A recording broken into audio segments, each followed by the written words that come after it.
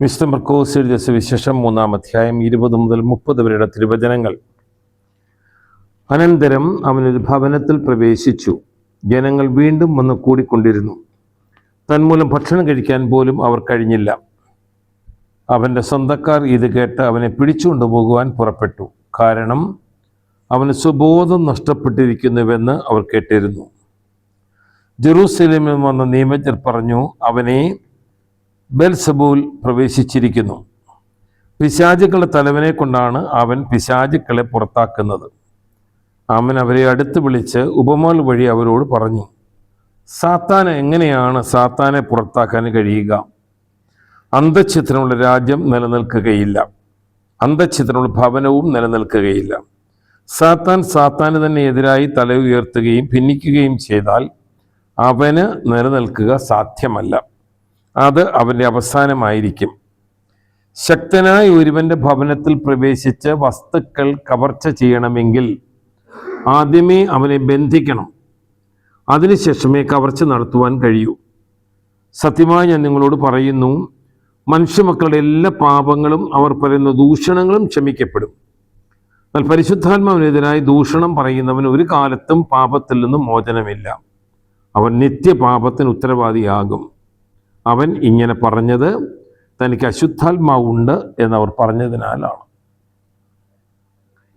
മിശിഹായിൽ ഏറ്റവും പ്രിയമുള്ളവരെ, പെന്തക്കോസ്തയ്ക്ക് ശേഷമുള്ള 7ാമത്തെ ഞായറാഴ്ചയാണ് നമ്മുടെ ചിന്തയ്ക്ക് സഭ നൽകിയിരിക്കുന്നത്. മർക്കോസിന്റെ സുവിശേഷത്തിൻ്റെ 3-ാം അധ്യായത്തിൻ്റെ 20 മുതൽ 30 വരെയുള്ള തിരുവചനങ്ങളാണ്. ഈ സുവിശേഷ ഭാഗത്ത് നമ്മളെ പഠിപ്പിക്കുന്ന 2 വളരെ മനോഹരമായ ചിന്തകളുണ്ട്. ഒന്ന്, അന്ധഛിദ്രമുള്ള ഭവനമോ അന്ധഛിദ്രമുള്ള രാജ്യമോ നിലനിൽക്കുകയില്ല. 2, പരിശുദ്ധാത്മാവിനെതിരായി ഒരു പാപവും ക്ഷമിക്കപ്പെടത്തില്ല. നാം ഈ സുവിശേഷ ഭാഗത്തിൻ്റെ ആരംഭം ശ്രദ്ധിച്ചാൽ യേശുവിൻ്റെ മേൽ ആരോപണം നടത്തുന്ന നിയമജ്ഞരെയും ഫരീസരെയും നമ്മൾ കാണുകയാണ്. യേശു ചുറ്റി നടന്ന് ധാരാളം നന്മകൾ ചെയ്തു.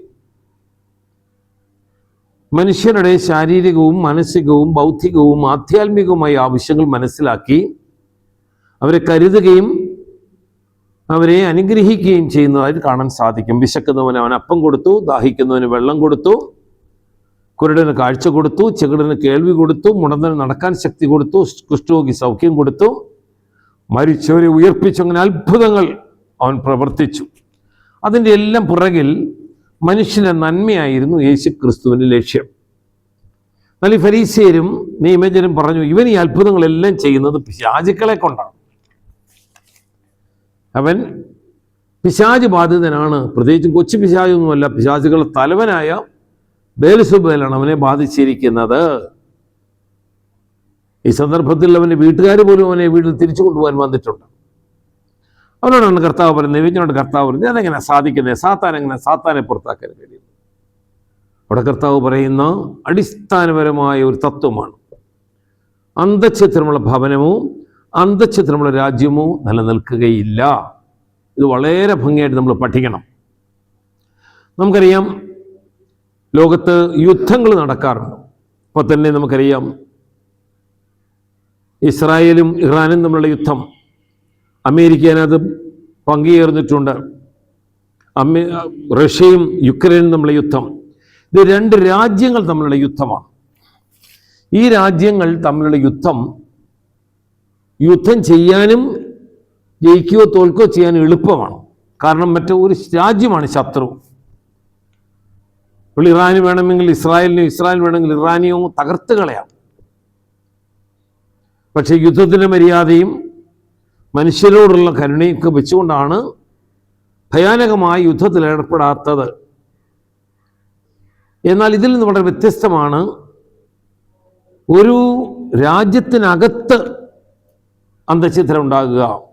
നമ്മളതിനെ സിവിൽ വാർ എന്ന് വിളിക്കും. സിവിൽ വാർ. ഒരു ഭവനത്തിനകത്ത് അപ്പനും അമ്മയും മക്കൾക്കെതിരാണെന്ന് വിചാരിക്കുക, മക്കൾ അപ്പനും അമ്മയ്ക്കെതിരാണെന്ന് വിചാരിക്കുക, അപ്പന് അമ്മയ്ക്കെതിരാണെന്ന് വിചാരിക്കുക, അമ്മ മക്കൾക്കെതിരാണെന്ന് ഭർത്താവിനെതിരാണെന്ന് വിചാരിക്കുക, അമ്മയും മക്കളും ഒരു സൈഡാണെന്ന് വിചാരിക്കുക, അല്ലെങ്കിൽ അപ്പനും മക്കളും ഒരു സൈഡാണെന്ന് വിചാരിക്കുക. ഇങ്ങനെയുള്ള ഭവനങ്ങളിൽ സമാധാനമില്ല, സന്തോഷമില്ല, കൂട്ടായ്മയില്ല, ഐക്യമില്ല, ഒന്നും ഭംഗിയായി നടക്കത്തില്ല.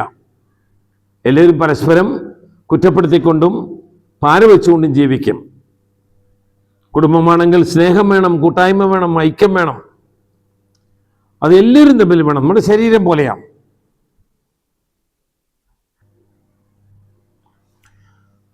നമ്മുടെ ശരീരം പോലെയാണ് നമ്മുടെ ഭവനം.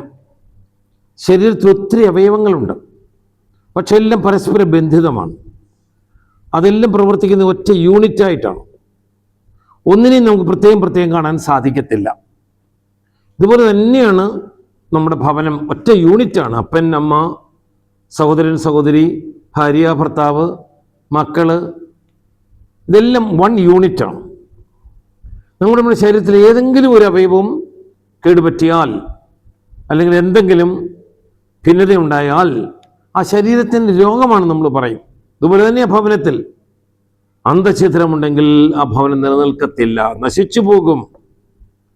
നമ്മുടെ ആശയങ്ങൾക്ക് ഐക്യം വേണം, അഭിപ്രായങ്ങൾക്ക് ഐക്യം വേണം, നമ്മുടെ സംസാരങ്ങൾക്ക് ഐക്യം വേണം, ജീവിതത്തിന് ഐക്യം വേണം.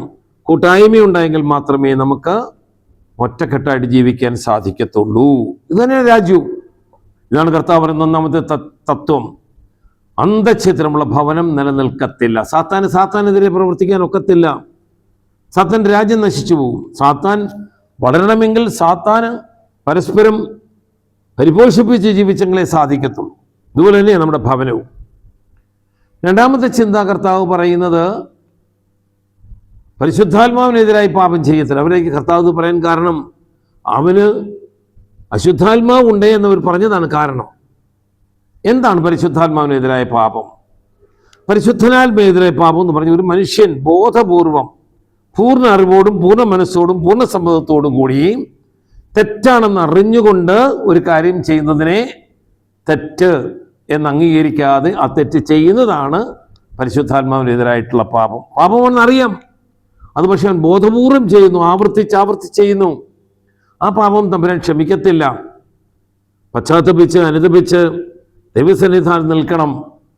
നമുക്കറിയാം, പിതാവായ ദൈവം, പുത്രനായ ദൈവം, പരിശുദ്ധാത്മാവായ ദൈവം. പിതാവ് അനാദി മുതൽ നമ്മളോട് സംസാരിച്ചു. പുത്രൻ നമ്മളോടൊത്ത് വന്നു വസിച്ച് നമ്മളോട് സംസാരിച്ചു. എന്നാൽ പരിശുദ്ധാത്മാവ് സംസാരിക്കുന്നത് നമ്മുടെ ഉള്ളിലിരുന്നാണ്, നമ്മുടെ അകത്തിരുന്നാണ്. അവിടെ ആ സ്വരം നാം കേൾക്കുന്നില്ലെങ്കിൽ, ആ സ്വരം നാം വിശ്വസിക്കുന്നില്ലെങ്കിൽ, ആ സ്വരത്തിൽ നമ്മൾ നമ്മെ തന്നെ വിട്ടുകൊടുക്കുന്നില്ലെങ്കിൽ ആത്മാവിനെതിരായ പാപമാണ്. അതൊരിക്കലും പൊറുക്കപ്പെടത്തില്ല പ്രിയ സഹോദരങ്ങളെ. അതുകൊണ്ട് രണ്ട് കാര്യങ്ങൾ ശ്രദ്ധിക്കുക. ഒന്ന്, നമ്മുടെ കുടുംബത്തിൽ ഐക്യം വേണം. രണ്ട്, നമ്മുടെ ജീവിതം പരിശുദ്ധാത്മ പ്രേരിതമായിട്ട് ജീവിക്കണം. ഗലാത്യരോട് കർത്താവ് പറയുന്ന പോലെ ജഡമോഹങ്ങൾക്ക് കീഴ്പ്പെടരുത്, ആത്മാവിൻ്റെ പ്രേരണയ്ക്കൊത്ത് ജീവിക്കുവാൻ നമുക്ക് സാധിക്കണം. അങ്ങനെ സ്വീകരിക്കാനുള്ള എല്ലാ കൃപയാനുഗ്രഹവും സർവശക്തനായ ദൈവം നമുക്ക് നൽകട്ടെ. നമുക്ക് പ്രത്യേകമായിട്ട് പ്രാർത്ഥിക്കാം. പിതാവിൻ്റെയും പുത്രൻ്റെയും പരിശുദ്ധ റൂഹായുടെയും തിരുനാമത്തിൽ ആമേൻ.